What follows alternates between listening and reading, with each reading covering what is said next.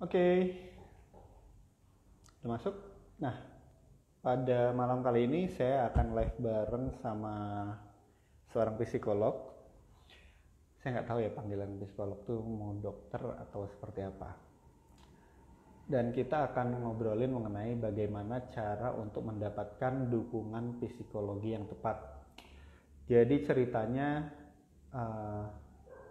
beberapa hari yang lalu saya ngobrol bareng sama seorang coach juga psikolog klinis, terus dia ngomong di saat-saat seperti ini, COVID seperti ini, banyak sekali orang yang mengalami anxiety. Dan itu meningkat dari yang kira-kira 40% menjadi 50%. Jadi 50% orang kemungkinan terkena anxiety. Nah sekarang gimana sih caranya biar kita bisa mendapatkan pertolongan atau dukungan psikologi yang tepat dalam masa-masa seperti saat ini. Nah itu yang bakal kita bahas. Oke.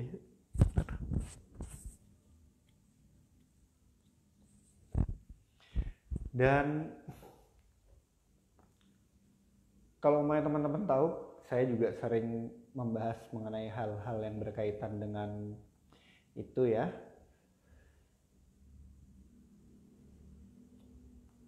Mengenai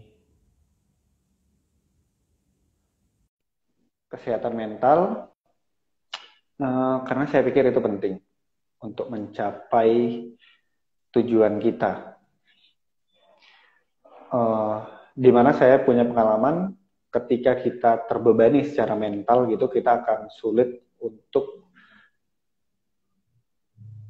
maju, sulit untuk langkahnya tuh lebih panjang. Oke, ini sudah gabung. Halo, Mas. assalamualaikum. Salam. Sebelumnya nih mau tanya, manggilnya apa nih? Dokter kah atau apa deh? Apa ya, Mbak aja kali ya? Oh Mbak, kalau Mbak itu psikiater itu kan dokter ya dipanggilnya ya? Ya, kalau psikiater itu dokter. Kalau kita Kalau sih psikolog? kadang kalau di rumah sakit juga karena orang nggak tahu gitu kan. Hmm. Ya ada juga yang manggil dokter, dok gitu. Hmm. Oke, ini pertama kali saya uh, ngobrol bareng. Sebetulnya kita baru aja temenan di IG ya, Iya, gara-gara Mas Danang di iya grupnya Mas gara-gara Danang. Mas Danang nih. Oh ya mereka Oke, nggak kita kasih tahu ya kita live. iya benar-benar. Uh, Sebetulnya ini sih idenya sederhana. Saya minggu kemarin di coaching sama salah satu psikolog juga, psikolog klinis gitu. Oh, siapa Mas? Kemudian dia ngomong, Mbak siapa namanya? Hifa, Daerah mana? Di daerah mana? daerah Jabodetabek sih dia. Oh, Jadi dia ngomong di masa pandemi ini orang yang mengalami anxiety bertambah banyak gitu kan. ya. Karena yang ya banyak lah men. Karena pertama dari new normal ini kita jadi lebih berjarak sama orang, kita nggak bebas kemana-mana. Terus Iya, betul. masalah tiba-tiba banyak gitu kan. Ada masalah keuangan, masalah yang terlalu di rumah, terlalu apa? Terlalu sering lihat nih pasangannya jadi bosen gitu. Iya, kebanyakan yang terjadi selama masa pandemi ini malah Hmm. masalah keluarga. Hmm. Karena WFH kan, Ya. kebanyakan ya. Tapi kan eh, malah angka kelahiran naik ya saya lihat gitu. Iya, angka kelahiran naik. Karena orang mungkin ada yang memanfaatkannya untuk ya gitu ya. Jadi memang kayak di satu sisi berselisih, di satu sisi juga ya membingungkan ya. Tapi salah satunya Iya. mungkin ini yang paling tertekan sih masalah keuangan ya, finansial kita gitu kan. Nah, Semua aku mau nanya, terdampak. hmm, dari penjelasan temanku itu, Mbak Hifa itu, nah gimana nih caranya biar kita bisa mendapatkan dukungan psikologi yang tepat di saat-saat seperti ini gitu. Oke. Nah, sebenarnya kan kalau kita lihat stigma masyarakat sendiri gitu ya Mas terkait tenaga profesional seperti psikolog, itu kan mereka masih apa ya, stigmanya kalau ke psikolog itu biasanya orang dengan gangguan jiwa, dalam tanda kutip gila gitu kan, kalau orang bahasanya seperti itu. Nah, kadang tuh saya juga ini kan saya baru pindah ya di Tarakan gitu. Nah, di sini pun juga mereka itu tidak memahami bedanya antara psikolog dan psikiater gitu kan. Kebanyakan seperti itu ya. Nah, sementara kalau kita lihat dari data statistik aja contohnya ya, tahun 2019 itu tingkat depresi itu di Indonesia itu sangat tinggi. Ada sekitar 11 juta jiwa yang mengalami depresi, tapi hanya 8% yang mereka itu mau memeriksakan dirinya ke tenaga profesional seperti psikolog dan psikiater gitu kan. Nah, ini kan tandanya apa? Mereka masih banyak belum paham sebenarnya psikolog dan psikiater itu apa sih gitu, dan apa iya hanya untuk orang dengan gangguan jiwa gitu. Padahal kan enggak. Psikolog ini kan sebenarnya kita apa ya, membuat kehidupan orang lain itu menjadi lebih optimal lah. Jadi nggak selamanya yang ke psikolog itu kita bilang dia gila, kita bilang dia apa, gangguan jiwa gitu kan. Nah, padahal kayak contohnya aja kayak misalnya tadi Mas bilang masalah keuangan gitu kan, masalah keuangan, mungkin mereka merasa selama pandemi ini keuangan mereka menjadi terganggu gitu ya, yang mungkin ada yang di PHK, ada yang apa, dirumahkan seperti itu kan, mereka tidak mendapatkan penghasilan yang akhirnya membuat mereka jadi lebih sering di rumah, kemudian mereka berinteraksi dengan anggota keluarganya seperti istri dan lain sebagainya. Nah, disitulah tingkat stresnya meningkat gitu. Nah, tapi kadang kan di situ orang baru sadar, oh iya, kayaknya saya butuh tenaga profesional gitu kan. Nah, caranya gimana? Sebenarnya sih kalau untuk yang pertama kali gitu kan, yang kita bisa lakukan adalah ya otomatis dengan orang terdekat. Itu yang pertama ya. Kayak mungkin misalnya dengan mungkin kalau yang belum berkeluarga bisa dengan pacar. Biasa tuh kalau anak muda zaman sekarang mereka lebih terbuka dengan pacarnya daripada orang tuanya gitu kan.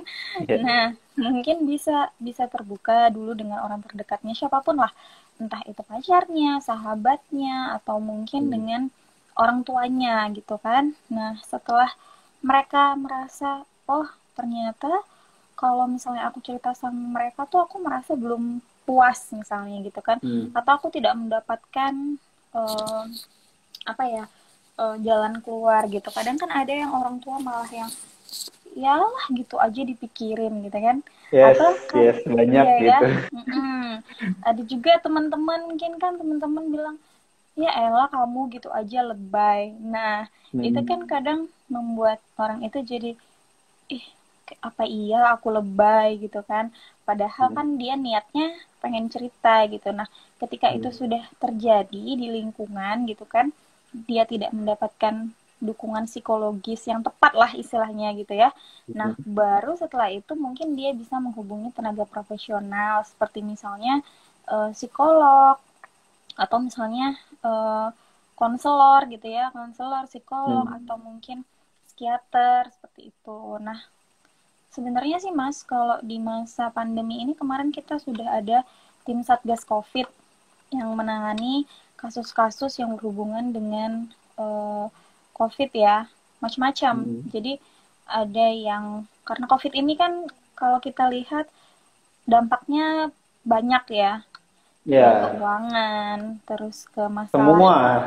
Iya, jadi orang ada yang jadi kesepian gitu kan, karena merasa mungkin biasanya kerja terus tiba-tiba mungkin dia di rumah ngekos gitu kan, jadi kesepian gitu.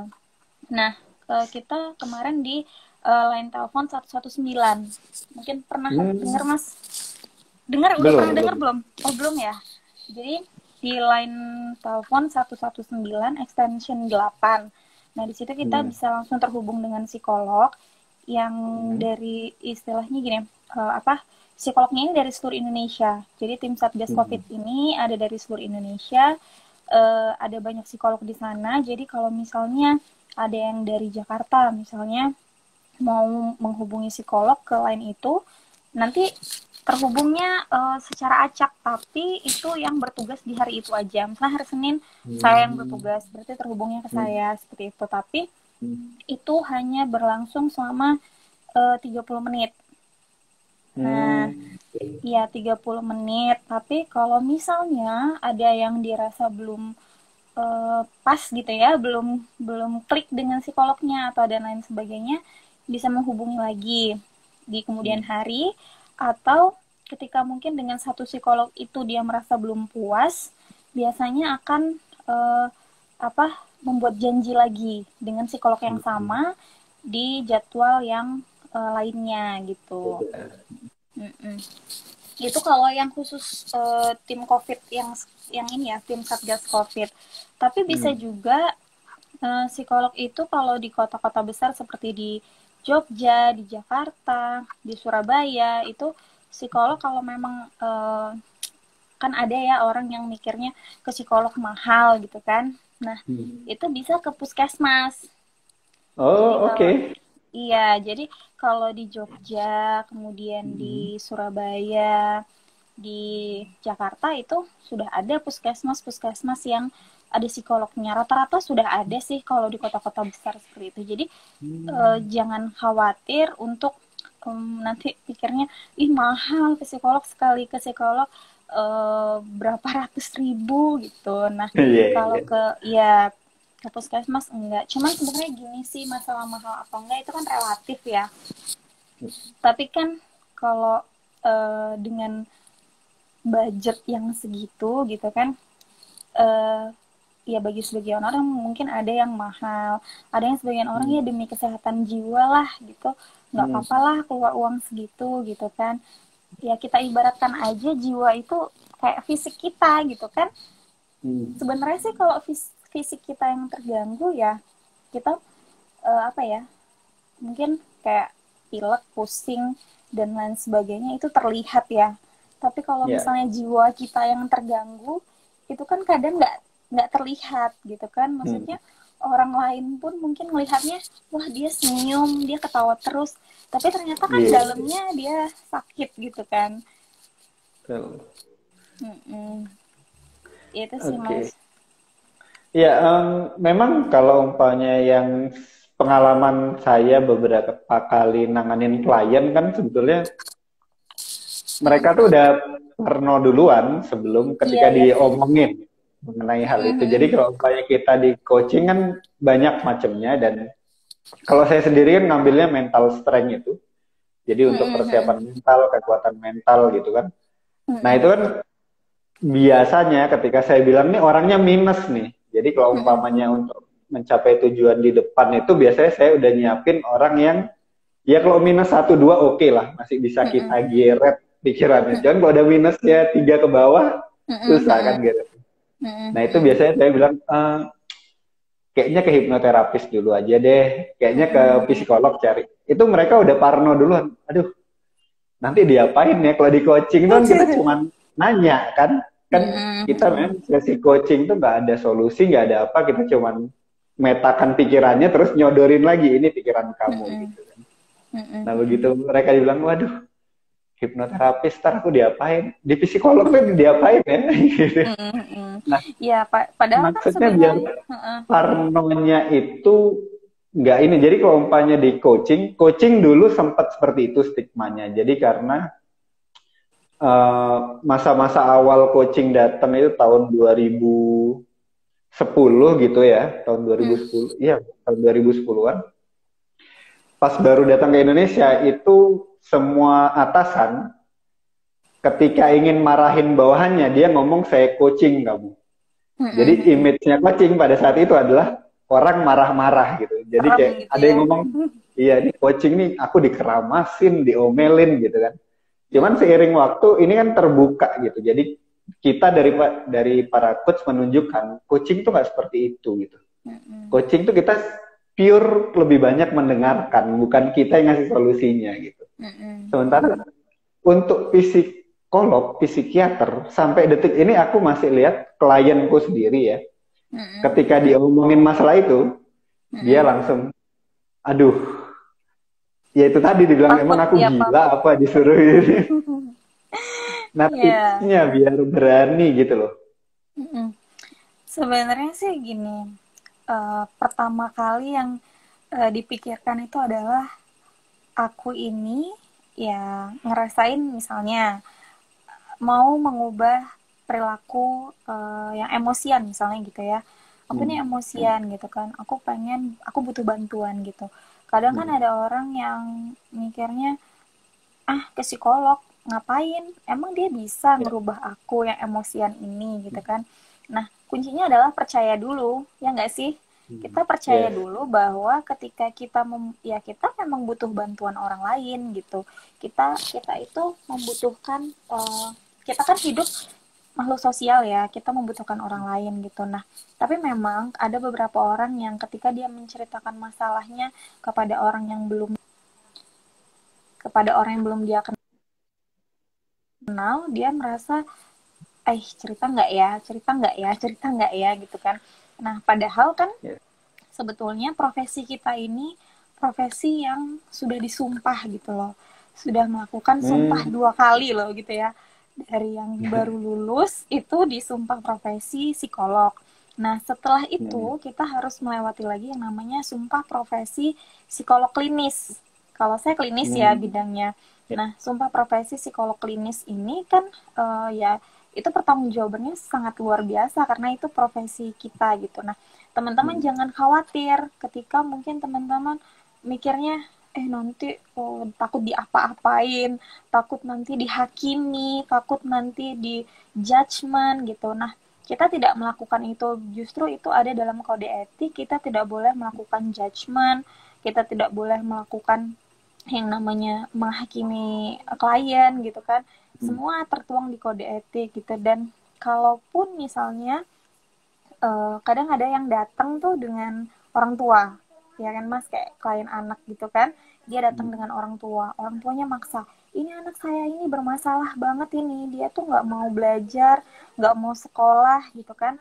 Nah, tapi kita ketika dia datang, kadang kan kalau anaknya ini berpikiran, ih ini nih aku datang ke psikolog, mamaku yang suruh, mamaku yang paksa, ini pasti orangnya serem nih gitu kan, aku mau diapain gitu kan. Nah, dari situ kita juga nggak boleh kayak misalnya kita berpihak ke orang tuanya gitu, atau Hmm. mungkin kita bilang sama dia, kata mama kamu tuh gini gini gini gitu kan. Nah, Hmm. kita justru harus menjaga kode etik itu. Kita tidak boleh kayak misalnya tadi gimana waktu mau kesini mama kamu bilang apa kayak gitu. Terus nanti bisa dibilang iya katanya mau ketemu sama psikolog gitu. Nah, oh iya ke sini dipaksa berarti ya misalnya kita bilang gitu kan. Hmm. Iya dipaksa sama mama misalnya bilang gitu. Kita nggak boleh kayak misalnya nggak apa-apa ya kan mama kamu pengen kamu tuh jadi baik di sini. Nah, itu kita tidak boleh ngomong seperti itu gitu ya. Paling nggak kita bilang oh iya pasti nggak enak ya gitu ya, pasti awalnya kamu kamu nggak nyaman ya sama tante gitu. Jadi kita membangun rapport dulu, membangun yang namanya apa namanya kedekatan lah dengan si kliennya ini. Dan kita tidak memaksa kok. Kalau memang si kliennya ini tiba-tiba datang dengan orang tua, dia nggak mau hari itu, kita nggak memaksa dia untuk hari itu berkonsultasi dengan kita gitu. Jadi sifatnya nggak penuh paksaan. Dan yang penting kalian percaya bahwa ke psikolog itu akan membantu lah gitu. Jadi jangan Hmm. berpikiran yang macam-macam dulu gitu. Jangan nanti Ya. psikolog gini-gini. Nah, kadang ada kan yang kayak mikirnya nanti aku dihakimi, nanti aku di judgement. Karena kalau judgement pun kita nggak boleh, karena untuk judgement itu kan kalau kita kan bilangnya diagnosa ya, Hmm. menegakkan diagnosa. Nah, untuk menegakkan diagnosa itu aja kita butuh waktu yang lumayan lumayan, kalau dibilang lama juga enggak, tergantung tadi dari raportnya, dari menjalin hubungan yang dekat dengan klien itu dulu gitu kan. Kalau misalnya hari itu kita sudah bisa menemukan eh, apa namanya diagnosanya ya oke hari itu, tapi kalau ternyata kok belum kelihatan nih atau nggak bisa buru-buru nih kita negakin diagnosa, nah biasa ada namanya diagnosa sementara, tapi itu kita nggak Hmm. boleh kayak misalnya kliennya schizofren nih misalnya gitu. Hmm. Tahu ya schizofren ya Mas ya? Ya. Schizofren itu mungkin buat teman-teman yang belum tahu gangguan jiwa berat. Itu salah satu gangguan jiwa berat yang eh, itu harus mengkonsumsi obat. Nah, kalau Hmm. misalnya schizofren pun ketika kita tahu, oh ternyata dia schizofren gitu, kita nggak boleh kayak bilang, oh kamu ini nih schizofren nih, kamu nih bipolar nih gitu. Nah itu kita tidak boleh karena nanti pasti dia akan sampai rumah dia akan mikir ternyata aku bipolar gitu kan, nanti bisa jadi dia akan aku tuh dibilang Beneran. psikologku bipolar loh gitu. Nah jadi kita nggak boleh sih judgement gitu, nggak boleh. Jadi teman-teman jangan takut kalau kita bakal judgement, kita bakal apa namanya rahasia tuh ya insya Allah terjamin lah, karena Ya. paling enggak kita selalu kalau misalnya bikin laporan pun kita menggunakan inisial walaupun kita tahu nama Oke. aslinya Hmm. gitu. Oke.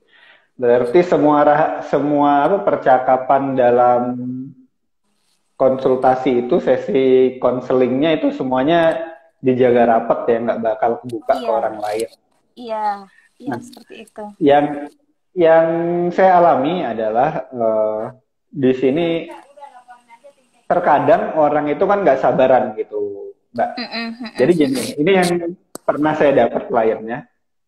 Jadi dia mungkin moodnya aja ya waktu itu terakhir dipegang sama teman saya hipnoterapis. Sebetulnya masalahnya nggak berat-berat amat gitu. Mm-mm, Dia mm-mm. kayak moodnya naik turun terus ada perkataan dari salah satu keluarganya kayak kamu perlu periksa deh gitu.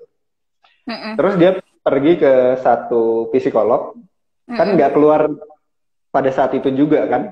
Itu butuhnya biasanya Hasilnya. berapa sesi dia? Hasil diagnosanya biasanya berapa kali pertemuan?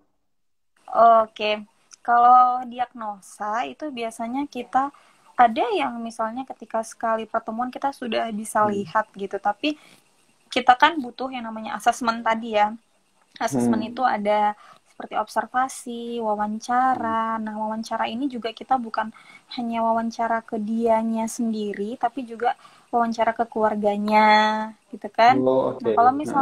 kalau misalnya keluarganya hari ini tidak bisa ditemui, berarti ya kapan keluarganya bisa ditemui gitu. Jadi kita juga nggak bisa bilang bahwa eh, sekali ketemu psikolog itu langsung sembuh, itu nggak bisa gitu kan. Kadang orang pengennya kan kayak ke dokter mungkin instan gitu ya, langsung dikasih obat terus ya sebenarnya kadang kalau obat ini kan sugesti juga dia Iya. bakal sembuh gitu, tapi kan obat ini kan Hmm. juga berproses, ada Hmm. yang minum antibiotik sampai mungkin 2 minggu. Nah sama Hmm. sama kayak psikolog juga seperti itu. Jadi observasi, wawancara, kemudian mungkin bisa melakukan tes juga kita kepada mereka gitu. Nah, kemudian juga kita apa namanya melakukan tadi wawancara dengan keluarganya gitu kan. Nah, setelah itu kita lihat lagi nih kalau misalnya ternyata dia hanya butuh konseling. Oke, dia hanya butuh konseling, berarti ya hanya konseling. Konseling itu lebih singkat biasanya waktunya. Biasa saya kalau misalnya melakukan konseling mungkin bisa 2 sampai 3 kali pertemuan, setelah itu selesai. Hmm. Terminasi ya, selesai sudah. Nah, tapi ada yang mungkin masalah-masalah seperti kecemasan, masalah-masalah seperti eh, depresi yang apa hubungannya dengan pola pikir, perilaku seperti itu. Nah, itu kita butuh waktu yang lumayan panjang karena kita akan melakukan sesi terapi. Hmm. Nah, terapi ini kadang biasanya kalau untuk terapi-terapi tertentu gitu ya, kayak ada namanya kognitif behavioral terapi, itu terapinya bisa sampai 12 sesi. Itu paling banyak. Tapi biasanya kalau kita di rumah sakit, karena saya di rumah sakit, itu biasanya paling banyak ya sekitar 6 sesi lah. Tapi jarang sih yang sampai 6 sesi karena mereka kadang merasa udah lebih baik di pertemuan keempat, kelima, seperti itu. Ya, itu itu salah satu poin ya. Memang kalau saya pun nanganin klien gitu, Mm-mm. saya selalu katakan bahwa em, beda banget gangguan. Saya nggak ngomong gangguan sih, saya ngomongnya Mm-mm. tekanan. Jadi lebih kalau Ya, tekanan stres kita ya. bisa angkat ini gitu. Kalau mau Mm-mm. sampai gangguan kayak susah banget nih gitu. Jadi saya bilang kita tuh nggak semalam terus ngerasakan tekanan itu. Itu kan berakumulasi, bisa jadi kayak trauma masa kecil dan lain sebagainya. Jadi Iya. ya kalau saya bilang kalau luka sudah busuk itu ya jangan cepet-cepet gitu nyembuhinnya gitu kan. Mm-mm. Dan nah kembali ke klien saya itu, jadi ceritanya dia disuruh periksa gitu sama anggota Mm-mm. keluarganya. Mm-mm. Kemudian dia ke satu psikolog, kan Mm-mm. diagnosanya nggak langsung keluar gitu, cuman dilihat Mm-mm. gitu. Ternyata datang ke sesi kedua berapa hari berikutnya gitu, nggak keluar juga, masih tes Mm-mm. katanya dikasih kertas gitu dong. Nah Mm-mm. orangnya kayak nggak sabaran gitu, akhirnya Mm-mm. pergi ke psikolog lain, pergi ke psikiater lain gitu kan. Nggak Mm-mm. tahu di salah satu psikolog diomong gitu, ini kayaknya kamu ada gejala depresinya gitu. Cuman Mm-mm. belum Mm-mm. ada apa keluar itunya gitu. Sementara yang di Mm-mm. psikiater ngomong minggu ketiga, sesi ketiga itu baru saya kasih lihat gitu. Ternyata sampai sesi ketiga si psikiater juga belum ngeluarin apa data itu Cek. diagnosa. Mm-mm. Akhirnya dia kayak parno sendiri gitu kan. Mm-mm. Terus pas Mm-mm. nelpon saya, Mas, kayaknya saya beneran depresi deh. Mm-mm. Nah, ini terjadi sama salah satu klien saya juga, itu lebih parah. Mm-mm. Dia sampai ke 10 psikiater. Jadi setiap Mm-mm. dia nggak cocok, setiap dia ini Mm-mm. nggak, ini kelamaan, pindah lagi, ini kelamaan, pindah. Kan ada mental yang tadi Mbak Heni bilang gitu loh, orang pingin cepat gitu loh. Mm-mm. Nah, untuk mengubah gaya pikir yang seperti ini bahwa kamu nih nggak secepat itu loh datang ke psikolog, datang ke psikiater, terus tiba-tiba ya sembuh Mm-mm. sekarang gitu kan. Nggak gitu kan. Heeh. Nah, iya. Jadi perlu diketahui dulu bahwa setiap orang itu kan apa namanya punya gaya masing-masing untuk menyelesaikan masalahnya ya. Oke. Kita nggak memaksakan kamu harus begini, kamu harus begitu. Psikolog itu nggak Hmm. memaksakan gitu. Nah, tapi ketika kita kita punya teknik kan, kita punya teknik. Nah, kalau misalnya ternyata mereka ini apa namanya merasa nggak sabaran gitu kan, nggak sabaran, Hmm. aduh kok lama banget sih sesinya gitu. Nah, coba pahami bahwa semua orang itu butuh proses untuk berubah menjadi lebih baik gitu, apalagi Hmm. masalah kebiasaan kebiasaan yang mungkin misalnya itu harus dirubah dengan cara mungkin ke psikolog gitu kan. Nah, eh, untuk kepribadian sendiri itu bisa berubahnya itu selama 6 bulan. Jadi tergantung Hmm. lingkungannya. Nah, ketika lingkungannya mendukung gitu ya, ketika lingkungannya mendukung, dia sendiri pun punya keinginan yang kuat untuk sembuh gitu atau untuk lebih baik lagi. Nah, itu akan prosesnya akan cepat gitu. Semua kembali lagi kepada klien. Nggak ada sih yang namanya psikolog itu uh, mempertahankan kliennya sampai bertahun-tahun, itu nggak ada. Jadi kayak sampai berbulan-bulan pun kita nggak boleh, kita harus ada yang namanya terminasi. Terminasi itu kita mengakhiri sesi gitu ya, ketika dirasa dia sudah lebih baik gitu ya, kita harus mengakhirinya gitu. Kita tidak boleh membiarkan klien bergantung sama kita gitu. Nah, jangan sampai ada pikiran bahwa kok lama ya, harus ada sesi ini, harus ada sesi ini, harus ada sesi ini. Kembali lagi Iya. ke diri kalian gitu. Kalian ingin kita bantu gitu kan, ingin kita bantu sampai selesai atau setengah-setengah gitu. Nah, kalau misalnya pengen dibantu sampai selesai ya, kita bisa lihat, maksudnya kita bisa menilai juga, oh ternyata kondisinya ini sudah jauh lebih baik, atau misalnya kondisinya kan ada ya Mas 1 sampai 10 itu Ya. ya penilaian. Jadi ketika dia datang kita tanya, dengan masalah kamu yang sekarang ini kira-kira kalau dinilai dari 1 sampai 10 itu kamu ada di tingkat keberapa gitu. Ternyata pas awal dia 10. ya kan? 10 ini kan tandanya sangat berat bagi diri dia gitu. Nah, tapi di tengah terapi kita tanya lagi, sekarang sudah berapa? Apakah berkurang gitu? Nah, itu kan dia sendiri yang menilai, oh ternyata dia menilai sudah ada di angka 5 gitu kan. Atau terus nanti setelah sesi kita kan bisa menilai, oh dia udah menjadi lebih baik nih, kita nggak boleh nahan dia lama-lama, takutnya nanti dia malah bergantung sama kita gitu kan. Nah, di akhir sesi kita tanya lagi, sekarang berapa nih tingkat kecemasan, misalnya kecemasan kamu sekarang berapa 1 sampai 10? Ternyata dia bilang 2. Ya oke, berarti kan sudah lebih baik gitu. Nah, beda halnya dengan yang misalnya 10, terus di tengah-tengah dia bilang 8, terus dia bilang 7.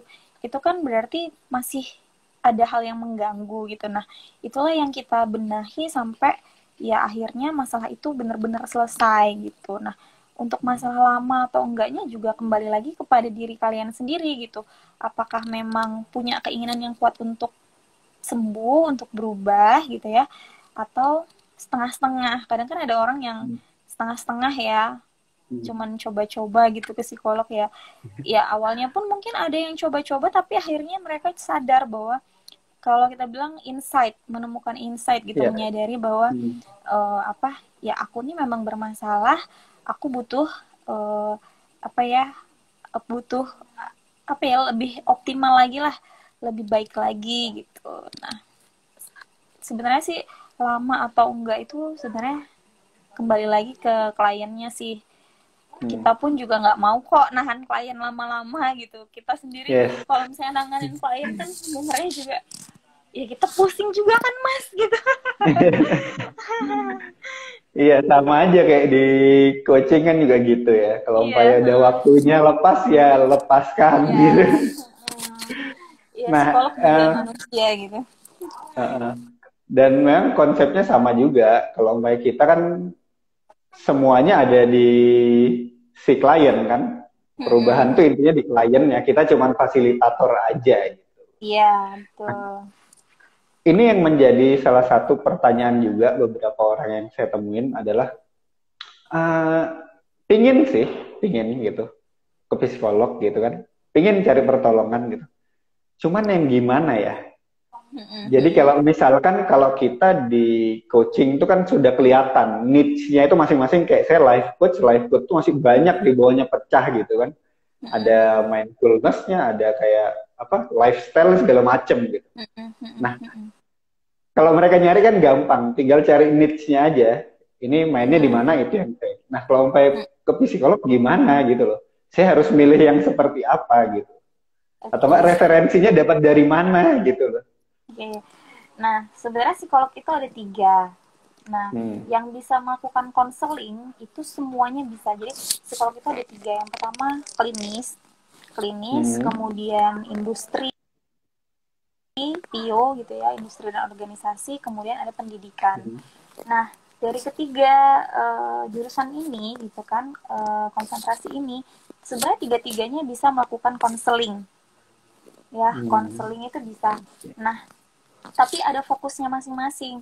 Kalau misalnya industri itu mungkin lebih ke konseling karir gitu kan. Nah, terkait perusahaan lah gitu.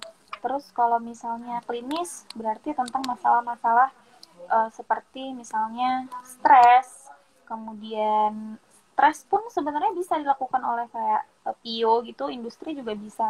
Cuman di sini stresnya lebih, kalau industri kan mungkin stres kerja gitu.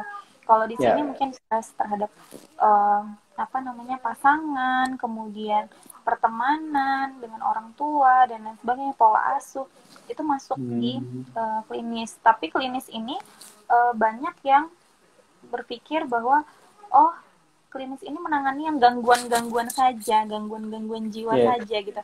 Padahal enggak gitu. Maksudnya yang ke klinis ini bisa kok yang kayak normal bermasalah. Normal bermasalah itu adalah orang-orang yang dia normal, dia nggak mengalami gangguan, tapi dia mengalami masalah dalam dirinya, seperti misalnya masalah motivasi, kemudian masalah apa namanya stres, itu kan sebenarnya juga menjadi masalah ya.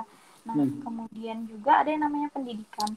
Pendidikan ini lebih kepada uh, anak anak usia dini atau misalnya anak sekolah lah, anak sekolah. Jadi mereka memprogram bagaimana anak-anak ini bisa berkembang, tumbuh kembangnya baik seperti itu. Nah jadi semua punya plotnya masing-masing. Tapi kalau dibilang plot enggak juga sih ya, karena kebanyakan juga masih ada yang tumpang tindih gitu kan.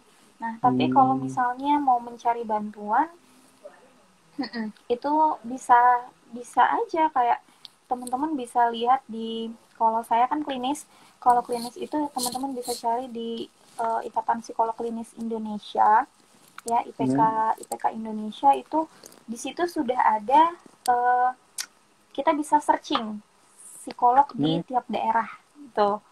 Nah tapi itu adalah psikolog-psikolog yang terdaftar, yang legal kalau kita bilang ya. Mas ingat kasus Dedi Susanto kemarin nggak? Saya kalau nggak salah tuh yang hipnoterapis dah, bukan psikolog dah. Iya. Bener nggak? Nah, ya itu kan. Kalau yang saya dengar sih dia itu, saya nggak tahu, nggak ngikutin beritanya sama sekali, cuman dengar ada orang ngomong itu. Dia kan memang dia nggak mengklaim bahwa dia psikolog gitu, tapi kan maksudnya ya orang percayanya dia psikolog, taunya psikolog karena dia tulis dokter psikologi. Mungkin bagi orang awam ya mereka pikir itu psikolog gitu kan. Nah makanya kita harus tahu ketika kita mau mencari psikolog gitu, kita harus tahu bahwa ya kebutuhan kita apa. Kita mau misalnya mau masalah-masalah seperti kecemasan, oh berarti kita harus ke psikolog klinis gitu. Oh saya mau tentang masalah karir, oh berarti kita harus ke industri. Terus kalau misalnya saya mau terkait tumbuh kembang anak, bisa ke pendidikan. Walaupun di klinis sebenarnya juga bisa sih, tapi semua itu sebenarnya ya yang punya legalitas sebenarnya sih ini agak, ya tadi saya bilang tumpang tindih ya. Yang sekarang itu diakui oleh Kemenkes, yang di bawah Kemenkes gitu, yang diakui oleh Kemenkes itu psikolog klinis, karena dia bisa berpraktek di rumah sakit gitu kan. Nah sebenarnya sih agak ini juga ya, agak maksudnya agak kasihan juga sih sama teman-teman yang mungkin pendidikan tapi dia pengen kerja di rumah sakit gitu, dan akhirnya orang-orang juga mikirnya, loh psikolog itu kan yang kerjanya di rumah sakit gitu, padahal ada kok teman-teman pendidikan yang dia itu buka biro gitu kan, buka biro konsultasi psikologi gitu, dan mereka ya memang nggak mendapatkan surat izin praktek dari dinas Kemenkes gitu, tapi ya mereka punya surat izin usaha seperti itu. Jadi sebenarnya semuanya sudah disumpah gitu kan, udah ada namanya sumpah profesi. Nah tapi ya tadi tergantung maunya kemana gitu ya, maunya ke klinis kah, ke pendidikan kah, atau ke industri. Terus juga saran saya, kalau memang mau mencari psikolog yang maksudnya yang legal lah gitu ya, yang legal itu teman-teman mungkin bisa nanya dulu nih sama psikolognya, maaf Bu, Ibu punya SIPP nggak gitu. Jadi surat izin praktek psikolog gitu kan. Jadi kita juga nggak was-was. Maksudnya gini, kenapa kok harus ke psikolog yang legal? Jadi ketika ada apa-apa gitu, atau misalnya terjadi, mohon maaf misalnya nauzubillah min dzalik lah, ada malpraktek gitu kan. Nah kalian tuh bisa terlindungi gitu loh. Jadi ada yang menaungi gitu, kayak misalnya saya punya surat izin praktek psikologi gitu kan. Nah itu kan berarti ada yang menaungi saya, ada Ikatan Psikolog Klinis Indonesia, ada HIMSI, Himpunan Psikologi Indonesia. Nah kita ada di bawah mereka, jadi ketika kita melakukan malpraktek gitu, kita bisa aja nih kena tuntut gitu. Jadi kalian bisa menuntut kita juga gitu. Tapi kan lain hal dengan yang psikolog yang tidak memiliki legalitas itu gitu kan, yang tidak punya lisensi, surat izin praktek, kemudian mungkin apalagi mungkin dia belum sumpah profesi gitu kan, kita kan nggak tahu ya. Ya memang kadang agak rancu, agak sulit buat bilang ibu ada SIPP nggak, kadang kan juga nggak enak gitu. Nah, cuman kita bisa lihat di websitenya itu. Hmm. Mm-mm. Oke, itu dari bagaimana kita menemukan si psikolog. Jadi surat izin praktek itu sama dari website ya. Nah, Mm-mm. kalau umpamanya tadi menarik tuh, kalau umpamanya kan ternyata terbagi nih jadi tiga, kemudian ternyata tingkatannya ada beberapa juga gitu. Mm-mm. Terus dikatakan kita ini membutuhkan pertolongan dari psikolog kapan? Soalnya kadang orang itu ngalamin stres loh. Kadang Mm-mm. lebih dari stres gitu, kayak udah ini udah parah nih gitu. Terus Mm-mm. katanya dia kayaknya gue cuma butuh liburan gitu. Akhirnya Mm-mm. liburan, iya selama liburan seminggu fresh gitu. Padahal ini kan cuma ngendep di bawah gitu. Mm-mm. Pas Mm-mm. kembali ke rutinitasnya kembali lagi gitu. Nah sebetulnya Mm-mm. kapan kita perlu datang ke para psikolog itu untuk dapat bantuan? Mm-mm. Ya, sebenarnya sih itu tergantung orangnya masing-masing ya. Tapi kalau disarankan adalah ketika teman-teman itu sudah merasa terganggu aktivitas sehari-harinya. Jadi apabila Hmm. mengalami masalah yang itu membuat aktivitas sehari-hari menjadi terganggu, seperti Contohnya ya? misalnya oh ternyata saya cemas misalnya gitu kan, cemas, saya suka gemeteran, suka deg-degan gitu, tapi ternyata deg-degannya itu sangat mengganggu aktivitas sehari-hari, misalnya sampai ketika bangun tidur dia sampai nggak bisa turun dari tempat tidur, dia ngerasa kayak gemeteran, terus sesak nafas, terus juga mungkin sesak nafasnya itu munculnya ketika tiba-tiba ketika dia berbicara di depan umum misalnya gitu kan, itu kan mengganggu aktivitasnya gitu, atau misalnya juga sampai sampai insomnia, sampai nggak bisa tidur gitu kan, itu kan tandanya berarti ada hal yang perlu diperbaiki. Terus kalau misalnya dia berpikir cuman traveling aja kok, cuman traveling aja aku udah bisa rilis kok gitu ya, udah bisa Hmm. mengeluarkan semua emosi negatif dalam diri aku gitu. Nah tapi oke, saat itu mungkin memang bisa gitu, tapi itu sih sebenarnya tekniknya masing-masing orang ya, copingnya orang Ya. ya gitu kan, itu copingnya orang, apakah dia mau melakukan dengan cara karaokean atau dengan jalan-jalan atau dengan nonton gitu, tuh itu sih pilihan gitu. Tapi ketika memang itu sampai tadi mengganggu, kayak kayak tadi Mas bilang kan, apa namanya, itu memendap ya, mengendap di Hmm. bawah, kemudian Ya. akhirnya suatu saat bisa meledak gitu kan. Nah, disarankan yang hal-hal seperti ini itu justru malah harus waspada gitu, karena ibarat sebuah balon gitu ya, kalau misalnya balon ini kita tiup tiup terus gitu, Terus apa yang akan terjadi? meledak. Pecah ya. Tapi kalau misalnya balon ini kita isi dengan apa namanya, um, apa namanya, kita tiup gitu kan, Hmm. tiup, tapi kita keluarkan secara pelan pelan pelan pelan, yang terjadi apa? Dia nggak Kempes dia tuh. nggak iya, dia nggak meledak, dan dia juga, tapi beda juga nih, ada juga yang ketika balon itu kita tiup terus kita Hmm. lepasin, langsung lepasin aja, apa yang terjadi?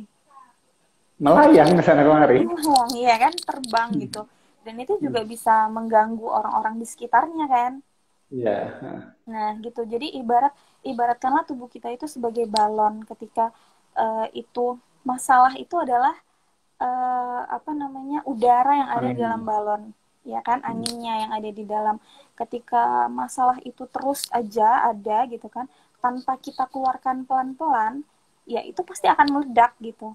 Sama kayak diri Hmm. kita, kalau misalnya diri kita ini ada masalah kita abaikan, ada masalah kita sepelekan gitu kan, ya lama-lama ya pasti akan ada masanya itu meledak gitu, sama seperti Hmm. balon. Tapi kalau pelan-pelan gitu kan, kita keluarkan gitu, nah itu ya yang terjadi adalah ya kita bisa apa ya, merilisnya, bisa mengeluarkannya secara pelan-pelan, dan akhirnya kita juga nggak merugikan orang lain. Hmm. Oke, menarik. Eh, Contoh pakai balon nih jelas banget jadi. Hmm, Ya, kadang kita mengabaikan itu, ya memang kadang kita mengabaikannya karena itu nggak terlihat tadi ya. iya. Masalahnya itu kita nggak ngelihat gitu. Tahu-tahu di satu titik ketemu masalah yang tiba-tiba tambah gede, terus kita jedur gitu, meledak gitu Mm-mm. jalan. Oke, sarannya nih buat Mm-mm. teman-teman di dalam masa pandemi seperti ini, apa sih yang harus dilakukan supaya kesehatan mentalnya tuh lebih terjaga? Oke. Nah, yang pertama kali dilakukan adalah kita tetap stay connect. Ya, stay connect itu kita tetap harus menjaga hubungan kita dengan orang di sekitar kita. Apapun yang terjadi, misalnya kita ngekos nih jauh dari orang tua, kita ngekos sendirian, terus kita di PHK atau kita dirumahkan, kita kan sepi gitu ya. Gimana pun caranya agar kita tetap sehat mental, kita harus tetap stay connect dengan orang lain.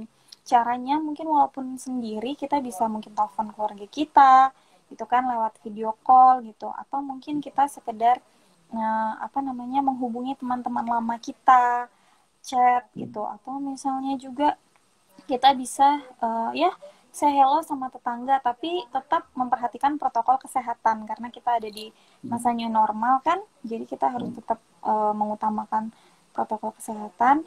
Dan yang pertama stay connect, yang kedua itu kita harus menyadari mindfulness ya Mas, tadi Mas Ya, ada nyentil sedikit ya. Nah, mindfulness kita harus menyadari bahwa ya kita saat ini memang berada dalam kondisi yang mengharuskan kita itu sadar diri, aware terhadap diri kita sendiri ya. Itu COVID ini gitu. Kita harus menyadari bahwa ya kita sedang berada dalam kondisi pandemi gitu. Kita harus menyadari bahwa ya yang dampak yang terjadi dari COVID itu ya memang banyak sekali, dan kita harus pahami bahwa bukan hanya kita kok yang ngerasain itu, bahwa setiap orang, ya, psikolog pun gitu ya, psikolog pun nih, seorang psikolog itu juga merasakan dampak secara ekonomi itu, ngerasa loh Mas gitu kan, yang biasanya iya, kita mungkin iya kan, yang biasanya mungkin kita dapat klien sebulan itu mungkin bisa puluhan gitu. Mungkin satu bulan ini bisa dihitung jari aja gitu karena mereka takut ketemu sama psikolog di luar gitu kan. Jadi jangan jangan berpikir bahwa kalian itu sendiri dengan kondisi yang sekarang ini gitu, bahwa semua orang memang terdampak dan kita harus menyadari itu gitu. Jadi terus juga kita harus tetap menjaga protokol kesehatan tadi agar kita juga nggak, kadang kan kalau misalnya kita di masa pandemi ini kan yang dirasakan adalah ketika lihat orang batuk kita juga kayak Parno. apa nih dia, iya kita parno gitu kan. Nah, kondisi ini yang harus kita juga pahami bahwa oh ya oke, berarti ketika mungkin memang ada orang yang batuk ya usahakan kita pun juga menggunakan masker gitu kan, kita juga menjaga kebersihan diri kita sendiri ya agar kitanya juga nggak ikut parno sendiri gitu, walaupun kadang memang ada orang yang ketika sudah melakukan itu tetap parno, tapi ya paling nggak itu bisa menjaga kita lah dari virus yang ya tidak kasat mata itu ya, tidak Menghantui. kasat mata. Oke, kita udah hampir 1 jam nih. Oh, nggak Jadi, kerasa ya. ya udah 53 menit. 53 menit. Eh, Mungkin pertanyaan terakhir ya dari saya, atau mungkin Pak mau ada tambahan gitu, apa deh? Saran bisa sekalian dimasukin. Eh, kita ini kebanyakan sekarang pakai sosial media gitu. Oke. Kita ya otomatis lah, kita nggak keluar, kita jalan-jalannya di Facebook sama Instagram, YouTube. Itu tempat jalan-jalan sekarang gitu. Uh, ada tips-tips nggak buat bersosial media ini untuk menghindari parno tadi itu juga? Dan sekalian mungkin ada saran penutupnya sekalian.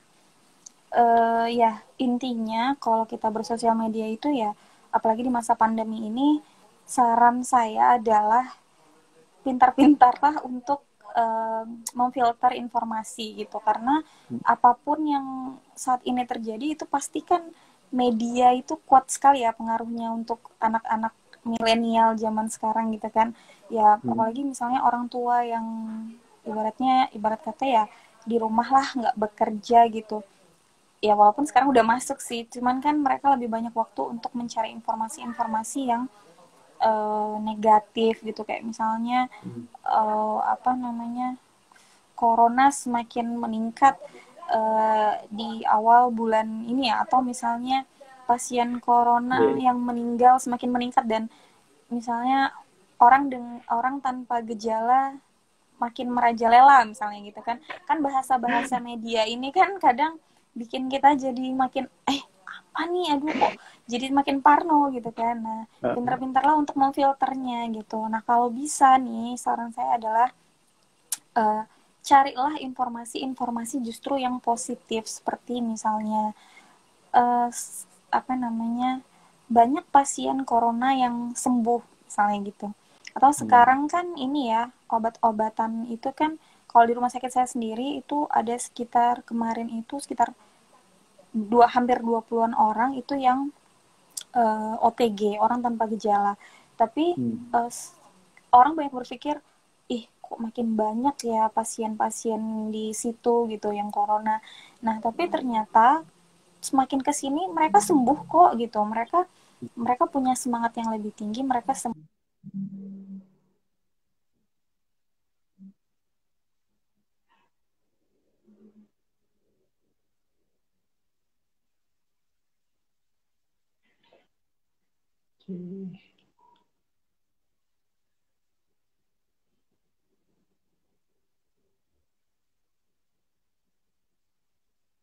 Oke, koneksinya rada.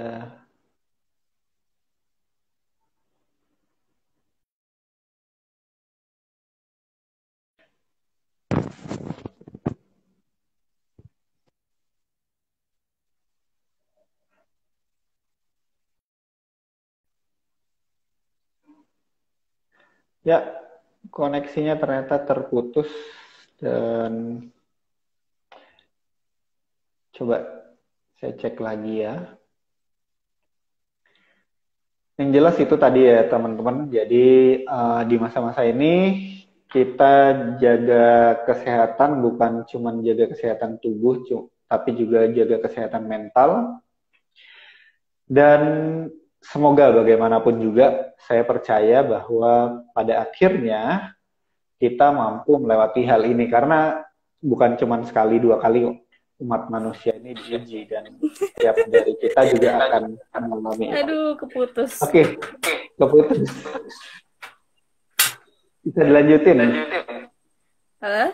Ya? Sinyalnya kayaknya jelek juga. Sudah? Oke, selain informasi positif, apalagi? Masih ada 2 menit. Iya. Intinya kita mencari informasi-informasi yang positif gitu kan, agar kitanya juga nggak tersugesti nih. Kalau melihat informasi yang negatif, kadang kita langsung tersugesti gitu. Nah, sekarang pun juga mengandalkan obat-obatan yang herbal gitu. Jadi mungkin kita bisa menjaga kondisi tubuh kita dengan itu. Kan sekarang kalau tidak salah itu obat-obat yang sebelumnya diputuskan gitu. Nah, sekarang mereka lebih makan obat-obat yang herbal. Jadi ya kan maksudnya ya ada harapan lah untuk kita bisa gampang menemukan herbal itu kan, sebelum kita merasakan, ya jangan sampai deh ngerasain yang namanya COVID gitu. Nah, itu sih.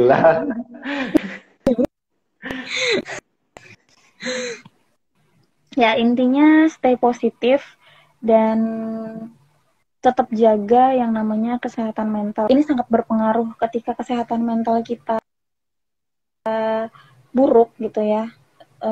Itu akan mempengaruhi mental dan fisik, itu sangat mempengaruhi. Ketika mental kita buruk, kita menghadapi kondisi seperti ini, tentu kita akan lebih mudah terserang penyakit gitu. penyakit fisik. Nah, sama halnya dengan orang-orang yang mungkin di luar sana sudah merasakan yang namanya COVID gitu kan, sudah kena virus COVID, udah positif gitu kan, kembali lagi tetap apa ya, tetap harus dibantu dengan psikis. Jadi orang-orang yang diisolasi jangan berkecil hati, yang positif juga jangan berkecil hati. Ketika kalian bisa membantu diri kalian sendiri dengan mencoba untuk lebih lebih lebih apa ya, lebih positif, lebih menjaga kesehatan mental, menjaga pikiran, menjaga perasaan, menjaga tingkah laku gitu kan, ya insya Allah dengan sendirinya kalian bisa melawan penyakit itu gitu. Oke, Mbak Heni, makasih banyak nih Dan waktunya, jangan takut untuk ilmunya psikolog gitu di-share ya. malam ini. Iya, itu intinya karena sadar banget saya di masa-masa sekarang ini, eh, kalau ngelihat video saya sempat ngomong sama Coach Lina, itu sarannya juga sama. Di masa seperti ini kita butuh seseorang yang bisa kita ajak bicara karena kalau pengalaman saya pribadi adalah ketika kita terhambat secara mental, jangan harap bisa maju secara fisiknya. Jadi kan dibilang keberhasilan itu 80% mental, 20% yang teknisnya gitu kan. Jadi itu kenapa saya selalu nekenin kekuatan mentalnya dulu. Jadi percuma kalau kita ajarin teknis, secara mental belum siap, ambruk gitu di tengah jalan. Iya, betul. Jadi memang kita harus mulai berani mencari pertolongan profesional. Caranya tadi udah ada ya, tinggal buka di websitenya. Nanti bisa saya tulis di deskripsi biar bisa nyambangin websitenya.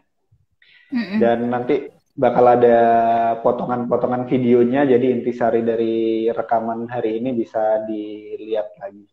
Oke, makasih banyak Mbak Heni. Ya, ilmunya. Sinyalnya agak keputus-putus nih di akhir. Iya. Maklum lah. Sekarang lagi banyak yang online. Oke, makasih banyak. Oh iya, Assalamualaikum. Mas di mana ya? Oke. Saya di Bali, Denpasar. Oh, di Bali. Saya pikir di Makassar. Iya. Oh, bukan. Turun lagi di selatan. Oh iya. Oke, sukses ya Mas. Sukses selalu. Assalamualaikum. Salam.